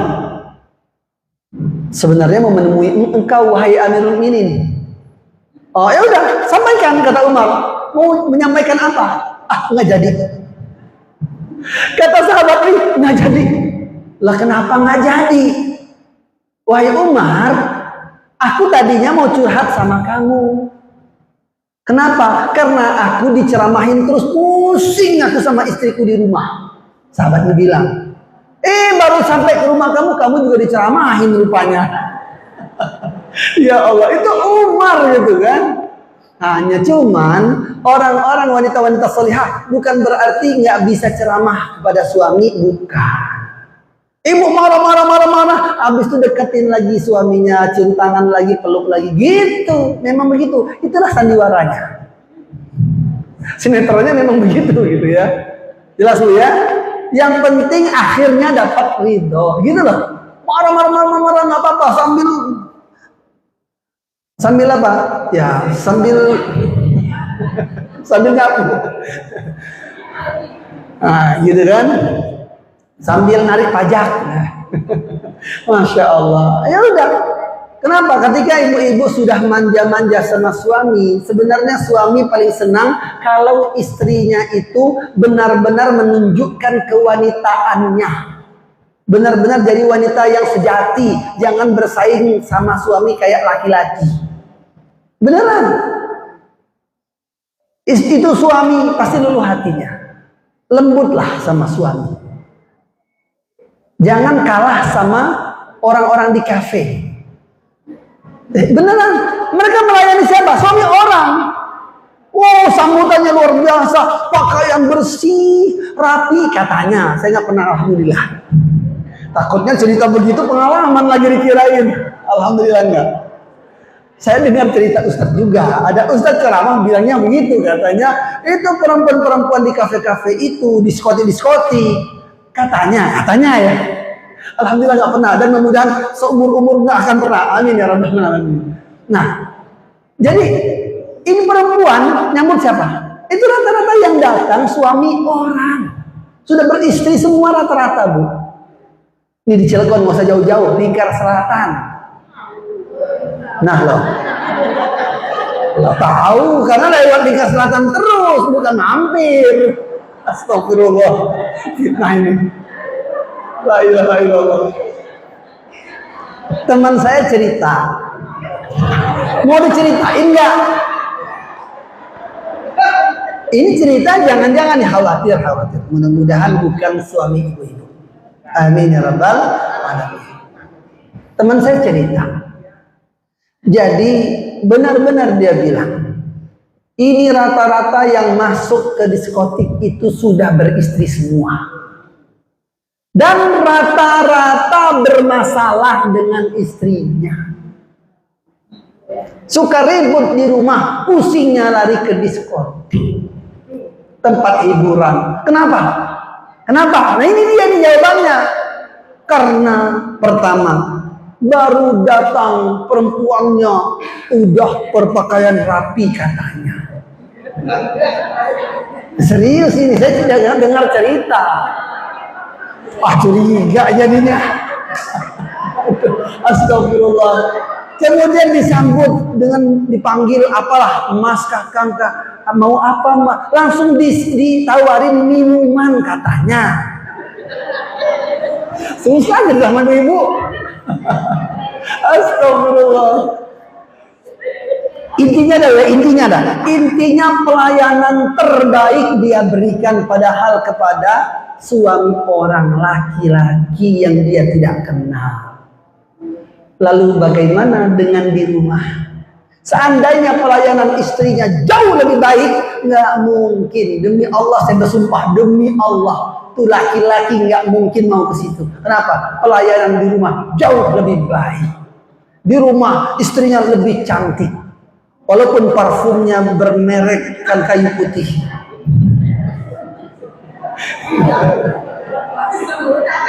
Makanya saya bilang ke istri saya, apa kita beli kayu putih galonan gitu.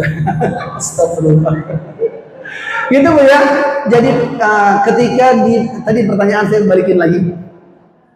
Kita balikin lagi bahasannya. Ketika suami yang mempermalukan atau tidak menjaga kehormatan istrinya, nggak perlu balas. Tetaplah istiqomah jadi istri salihah. Karena istri Fir'aun masuk surga, Fir'aunnya di mana? Masuk neraka. Nah, jangan jadi walaupun istrinya Nabi Nuh, Nabi Lut. Nabi bukan dua-duanya, Nabi salihain, hambaku 2 orang soleh dua-duanya kata Allah. Tapi saya fakhanatahuma, dihianati oleh kedua istrinya. Istri Nabi Nuh, istri Nabi Lut. Kedua wanita ini mengkhianati suami mereka. Ya Allah. Maka kata Allah apa? Dimasukkan waqila dakhulan nar ma'ad dakhilin, masuk neraka jahanam. Walaupun suaminya siapa? Nabi. Apalagi cuma ustaz, kiai, habib. Ya kan? Istri Nabi aja bisa masuk neraka. Berarti masuk surga itu tergantung suami nggak? Enggak. Kalau tergantung suami, harusnya suami soleh, istri solihah. Suami nggak soleh, istri nggak solihah. Enggak. Banyak suami yang nggak soleh, istrinya solihah masuk surga. Suami soleh, istrinya nggak solehah, suaminya yang masuk surga. Jelas ya? Nggak perlu dibalas. Didoain aja. Gimana caranya biar Allah merubah suami yang kurang baik sama istri? Ini, amalkan satu hadis ini. Mau? Udah tahu belum? Belum? Ya belum lah, belum dikasih tahu. Inna aqraba ma yakunu al-'abdu min rabbi wa huwa sajid fa'ksiru fihi ad-du'a. Enggak, ini hadisnya. Saya terjemahin, tenang. Sesungguhnya paling dekat antara hamba Allah dengan Rabbnya saat dia sedang bersujud dalam salat. Berdoalah kata Rasul, perbanyak doamu di dalam sujudmu. Itu pesan Rasulullah. Buktikan lebih cepat ijabah. Serius. Saya merasakan banget. Saya pernah. Ini nyata.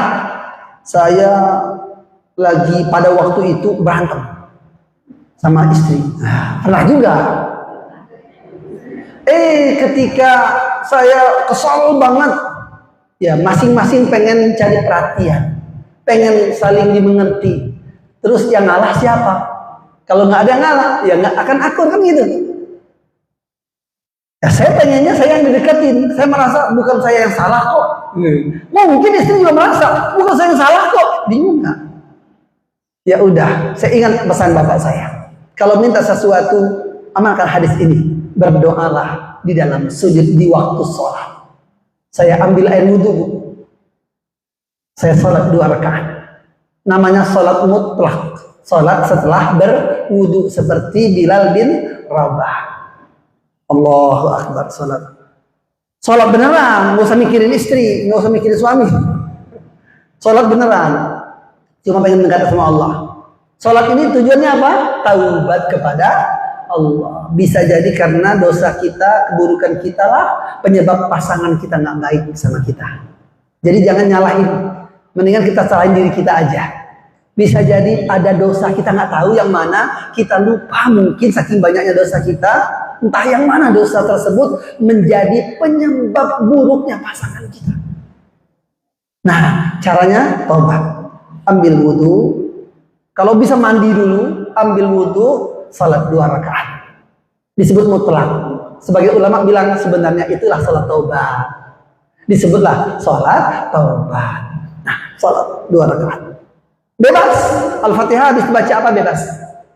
Kemudian dalam sujud waktu salat itu dipanjangin, curhatlah sama Allah, minta ampun kepada Allah, lalu setelah minta ampun baru minta sesuatu. Jelas ya?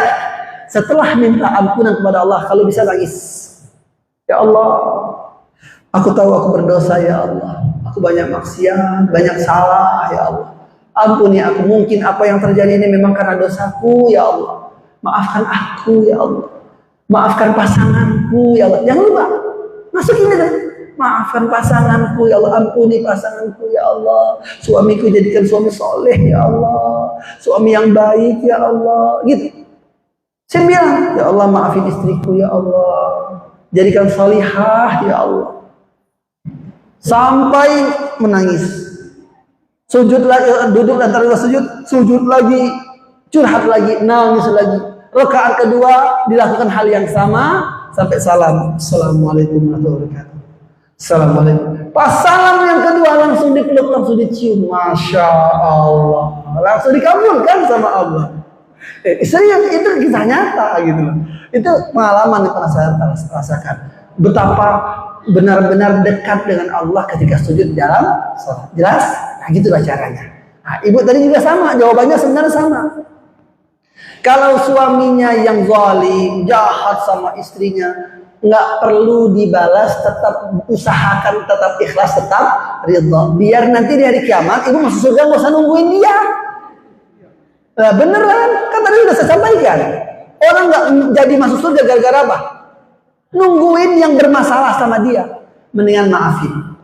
Makanya memaafkan kesalahan orang lain itu termasuk 3 dari amal yang mana 3 amalan ini tidak muat dalam timbangan amal di hari kiamat. Allahu Akbar. 3 amalan di dalam timbangan al-mizan nggak muat, langsung penuh timbangan amalan seseorang. Pertama, sabar. Yang kedua, memaafkan kesalahan orang lain lalu berbuat baik kepadanya. Tetap berbuat baik. Yang ketiga, puasa. Jelas? Ya, mungkin cukup sekian. Jawabannya sebenarnya semua sama. Kuncinya ada pada diri kita sendiri. Mungkin apa yang terjadi sebabnya dari dosa-dosa kita, bukan dari yang lain. Cuman kadang-kadang egoisnya kita inilah yang membuat kita merasa kita paling benar. Jangan seperti setan, iblis. Kenapa masuk neraka? Ana khairum minhu, sombong. Dia merasa dia lebih baik. Maka orang takwa itu huruf ta, takwa, ta-nya itu tawadhu. Lebih baik menjadi orang yang merasa rendah di hadapan semua manusia, apalagi di hadapan Allah Subhanahu wa taala. Cukup sekian yang dapat saya sampaikan. Kita tutup dengan berdoa. Kita berdoa dulu ya Bu ya. Mudah-mudahan doa kita di pagi menjelang siang hari ini diijabah oleh Allah Subhanahu wa taala. Terhalangnya doa adalah juga karena lagi-lagi dosa. Oleh karena itu sebelum berdoa saya mengajak diri saya sendiri dan kepada semuanya, ibu-ibu semua, kita masing-masing beristighfar dulu kepada Allah. Astaghfirullahaladzim alladzi la ilaha illa huwal hayyul qayyum wa atubu. Astaghfirullahaladzim alladzi la ilaha illa huwal hayyul qayyum wa atubu ilaihi. أستغفر الله العظيم الذي لا إله إلا هو الحي القيوم وأتوب إليه. Angkat kedua telapak tangannya, dekatkan kedua telapak tangannya di dekat mukanya, di depan mulutnya, sembari mengaminkan dengan khusyuk. Insyaallah doa-doa kita dijabah sama Allah Subhanahu wa taala. Amin. Alhamdulillahi Rabbil Alamin.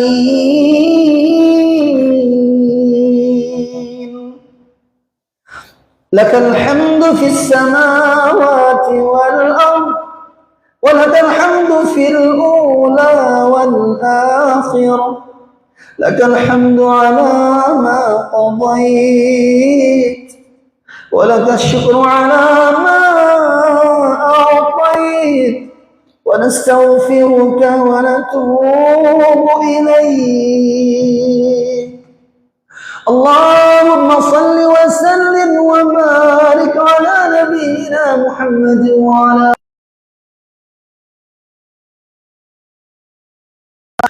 اللهم اغفر لنا وللمؤمنين والمؤمنات وللمسلمين والمسلمات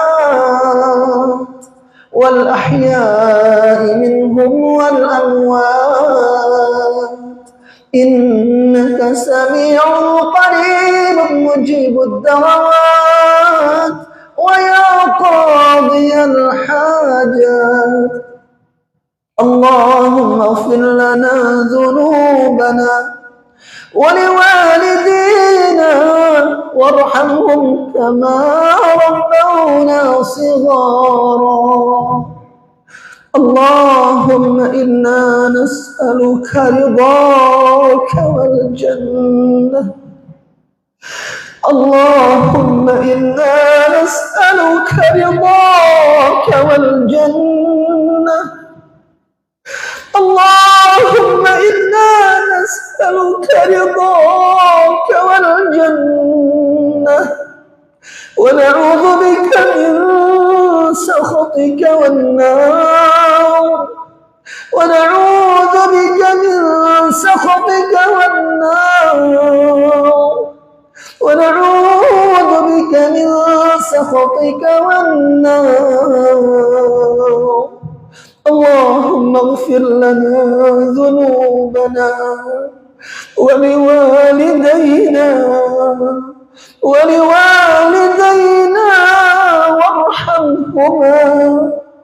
وارحمهما كما ربيانا صغارا. اللهم اغفر لوالدينا. اللهم ارحمهما. اللهم اغفر لهما وارحمهما وعافهما واعف عنهما وأكرم نزلهما ووسع مدخلهما واغسلهما بالماء والثلج والبرد ونقهما من الخطايا كما نقيت الثوب الأبيض من الدنس. اللهم اختم لوالدينا بحسن الخاتمة. اللهم اختم لوالدينا بحسن الخاتمة واختم لهما بكلمة لا إله إلا الله وهون عليهما عند سكرات الموت وأعذهما من عذاب النار وعذاب القبور. اللهم أدخلهما الجنة مع الأبرار وألحقهما بصالح المؤمنين وألحقنا بوالدينا في الجنة. وألحقنا بوالدينا في الجنة. وألحقنا بوالدينا في جنتك الفردوس الأعلى برحمتك يا أرحم الراحمين. يا الله, ya Rahman, ya Rahim, ya Ghafur, kami mohon ampunan kepadamu ya Allah atas dosa-dosa dan maksiat serta kelalaian-kelalaian kami selama ini. Bukakan pintu taubat untuk kami ya Allah. Terima taubat kami. Jadikan taubat ini sebagai taubatan nasuha ke hadapan-Mu. Jadikan kami hamba-hamba-Mu yang soleh dan solehah ya Allah.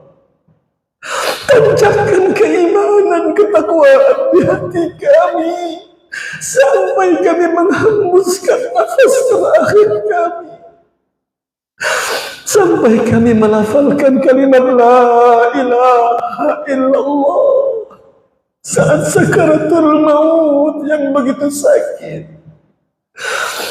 Wafatkan kami dalam keadaan husnul khatimah ya Allah. Wafatkan kami dalam keadaan Engkau telah ridha kepada kami. Engkau telah mengampuni dosa-dosa kami. Engkau telah memaafkan kesalahan-kesalahan kami. Engkau telah menunaikan hajat-hajat kami. Ya Allah. Ya Allah, ampuni dosa ibu dan ayah kami. Sayangi mereka berdua seperti mereka menyayangi kami di waktu mendidik kami di masa kecil. Ya Allah. Ya Allah, masukkanlah ke dalam surgamu kedua orang tua kami. Masukkanlah ibu dan ayah kami ke dalam surga firdausmu ya Allah. Tempatkanlah di tempat yang mulia di sisimu ya Allah. Kami tidak mampu membalas kebaikan orang tua kami selama ini, ya Allah. Buat orang tua kami yang masih hidup, ya Allah, berkahi akhir hayatnya dengan sehat walafiat, istiqamah beribadah, ya Allah, sampai mendapatkan husnul khatimah darimu, ya Allah. Ya Allah, ampuni dosa kami dan pasangan-pasangan kami, ya Allah. Jadikan kami semua pasangan salih-salihah yang Engkau ridai ya Allah, yang Engkau ridai di dunia hingga di surgamu di akhirat nanti ya Allah. Jadikan keluarga kami keluarga sakinah mawaddah warahmah ya Allah. Jadikan anak-anak kami anak-anak yang salih-salihah semuanya, anak-anak yang berbakti kepada kedua orang tuanya, anak-anak yang menjaga auratnya dengan sempurna, anak-anak yang senantiasa menjaga salat 5 waktunya, anak-anak yang senantiasa mengangkat kedua telapak tangannya mendoakan orang tuanya, terutama nanti kalau kami telah tiada ya Allah. Jadikanlah anak-anak kami sebagai pengirim hadiah untuk kami agar kami selamat dari siksa kubur dan neraka jahanam. Jadikanlah anak-anak kami saleh-saleh dengan amal-amal saleh mereka. Kami selamat di hadapan-Mu ya Allah. Ya Allah, kami titipkan anak-anak kami kepadamu setiap saat. Kami tidak mampu mengontrol anak kami dimanapun mereka berada. Bimbing anak-anak kami ya Allah, sehingga menjaga kewajiban yang harusnya dilaksanakan dengan baik. Bimbing anak-anak kami ya Allah, sehingga memiliki akhlak yang mulia, berbakti kepada kedua orang tuanya, berbuat baik kepada siapapun ya Allah. Ya Allah, jaga anak-anak kami dari segala penyakit, dari musibah, dari bencana, dari orang-orang jahat, dari makhluk-makhluk yang jahat ya Allah. Datangkan segala kebaikan dari segala arah ya Allah untuk anak-anak kami ya Allah, untuk keluarga kami ya Allah. Ya Allah, ampuni saudara-saudari kami, ampuni guru-guru, teman-teman, sahabat kami, tetangga kami, dan orang-orang yang pernah berbuat baik kepada kami ya Allah. Wafatkan kami semuanya dalam keadaan husnul khatimah ya Allah. Ya Allah, perkenankan kami semua ya Allah, sebelum Engkau wafatkan kami, perkenankan kami beribadah ke tanah suci-Mu ya Allah, untuk melaksanakan haji dan umrah, mendapatkan haji yang mabrur ya Allah, bersama orang-orang yang kami cintai, yang kami sayangi ya Allah. Rabbana zalamna anfusana wa in lam taghfir lana wa tarhamna lanakunanna minal khasirin.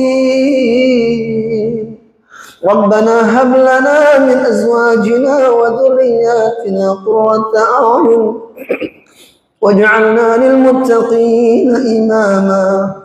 ربنا هب لنا من الصالحين. ربنا وانصر المسلمين والإسلام إنك أنت خير الناصرين. ربنا آتنا في الدنيا حسنة وفي الآخرة حسنة وقنا عذاب النار. سبحان ربك رب العزة عما يصفون وسلام على المرسلين والحمد لله رب العالمين. Ibu-ibu yang dimuliakan Allah Subhanahu wa taala. Sekali lagi saya mohon maaf jika ada kata-kata yang kurang berkenan di hati, jika ada penyampaian yang keliru atau salah, tentunya dari saya sendiri. Semoga Allah mengampuni saya dan mengampuni kita semuanya. Semoga ilmu yang kita dapatkan bermanfaat sehingga kita semua selamat dunia, selamat di akhirat. Amin ya rabbal alamin. Pesan saya tadi saya sampaikan, jangan lupa lantunkan, perdengarkan Al-Quran di rumah-rumah kita, insyaallah dipenuhi barakah oleh Allah Subhanahu wa taala. Amin ya rabbal alamin. Subhanallah wa bihamdihi asyhadu an la ilaha illa anta astaghfiruka wa atubu ilaik. Wassalamualaikum warahmatullahi wabarakatuh.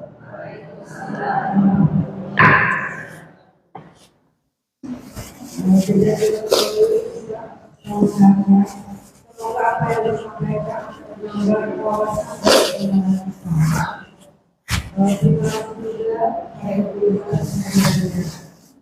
kita tutup saja pengajian kali ini dengan majelis dan dengan saya